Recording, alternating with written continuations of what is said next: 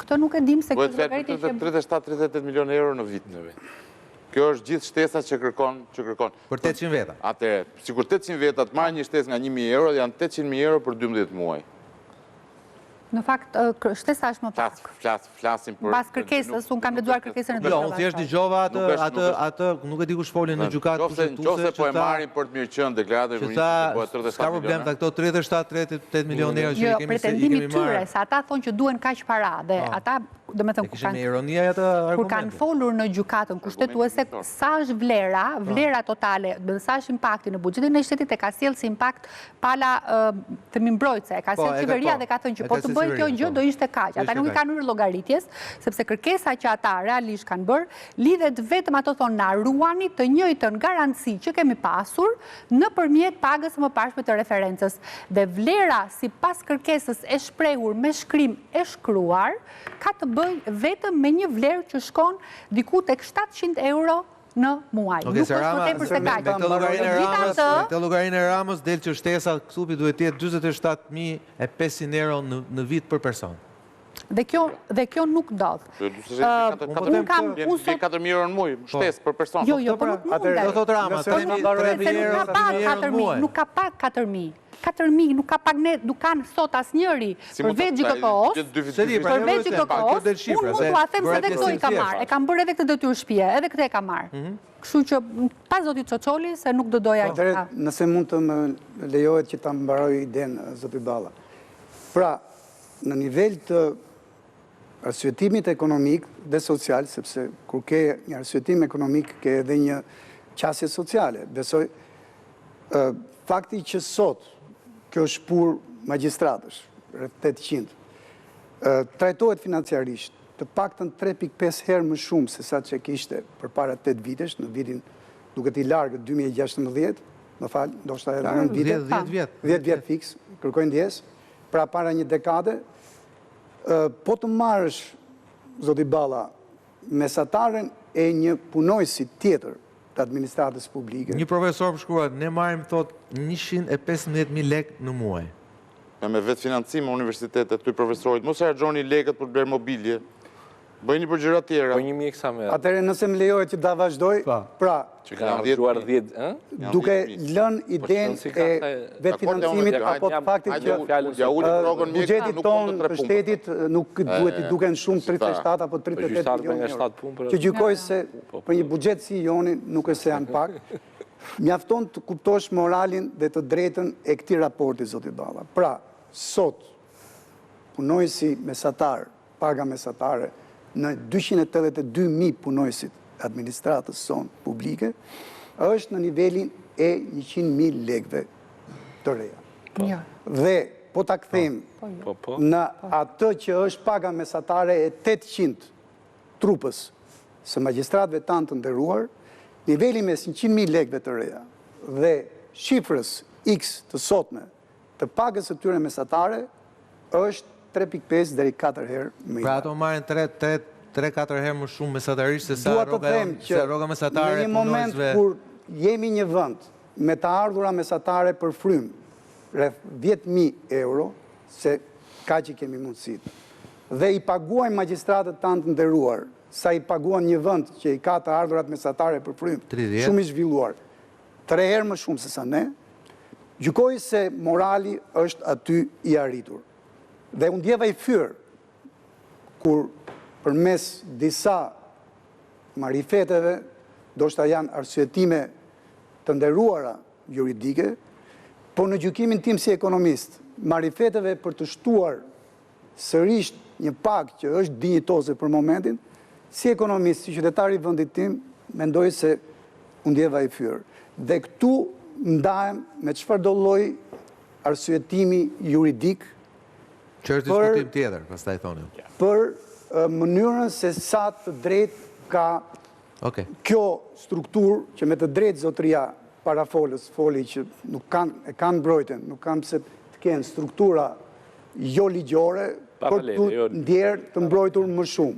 Megjithatë, mbrojtjen financiare gjykoj se e kanë të plot dhe nuk gjykoj se mund të kenë moral publik që ta kërkojnë më shumë se sa një magjistrat grek. Ky diskutimi moral pastaj është më i gjerë se në Greqi. Me qënë se u hap nga zotëria para folës. Do ta marr fjalën aty ku e la zoti Çoçoli. Edhe e thash që kryet e herës. Së pari unë besoj që është një kërkesë e padrejtë. Paga është, të paktën në konceptin tim, është një, le ta themi, shumë të ardhurash që jepet një personit të caktuar si rezultat i një arsimimit që ka kryer më herët dhe punës që ai kryen në raport me rrezikshmërinë, por edhe me atë që jep shoqërisë. Tani, nëse ne do të krahasojmë pagat e magjistratëve, dhe zoti Çoçoli e artikuloi shumë mirë, me pagat e sektorit bazë, për të cilët mua mjekët specialistë kanë kryer 10 vjet arsimim, ndërkohë që një magjistrat ka kryer 6 apo 7 vite arsimim të lartë. Po arsimim të lartë po flasoj. Po pra, ka bërë 5 vite shkollë dhe 2 vjet magjistraturë. Po ka edhe nga ata që kanë kryer 4 vite fakultetin e drejtësisë e 2 vite fakultetin. Nuk ka rëndësi. Po 10 vjet të hequra nga jeta, një mjek specialist sot paguhet 90 deri në 110 mijë. Lehtësuar gjithë botën, në fakt, përse është për natyra e profesionit. Bëjmë dhe një punë tjetër, sigurisht. Kanë drejt, kanë mundësi të mësohen. Mjekët rrezikojnë, së pari, rrezikojnë disa përgjegjësi penale, që është nga mjekimi i pakujdesshëm dhe gjithë të tjera, vrasje nga pakujdestia. Ndërkohë që magjistratët nuk kanë asnjë përgjegjësi, as prokurorët, as gjyqtarët në punë, e japin vendimin dhe shkojnë në punë e tyre. Dhe së treti, në raport me atë që bëjnë mjekët apo disa sektor të tjerë, siç janë policia, shtetit dhe gjithë zjarfiksit, pra rrezikojnë jetën, sigurisht në aspektin moral dhe në aspektin e drejtësisë.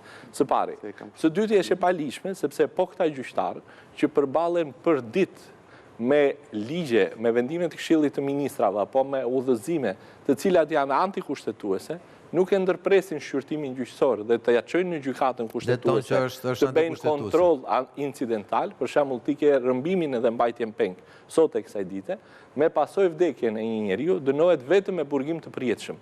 Ndërkohë që vrasja në rrethana të cilësuara në mënyrë të rrezikshme për jetën e 2 ose më shumë qytetarëve dënohet me burgim jo më pak se 20 vjet deri në burgim të përjetshëm.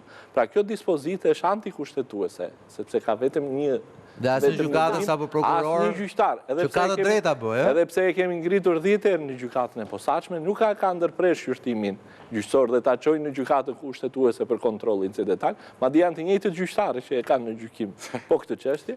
Pra prandaj them që është e palishme dhe e pamoralshme në thelb, dhe së treti është bad timing, pra është e kërkuar në kohën më të keqe të mundshme. Nëse u shprehen ashtu në gjykatën kushtetuese që zgjodhën një oportunizëm, e para si mund të zgjedhë gjyqtari oportunizëm, megjithatë le ta quajmë një përgjigje të pamenduar ndonjëherë. Profesori Shoqatis, në atë s'është gjyqtari ai që ka bërë deklarimin. Gjyqtari ishte.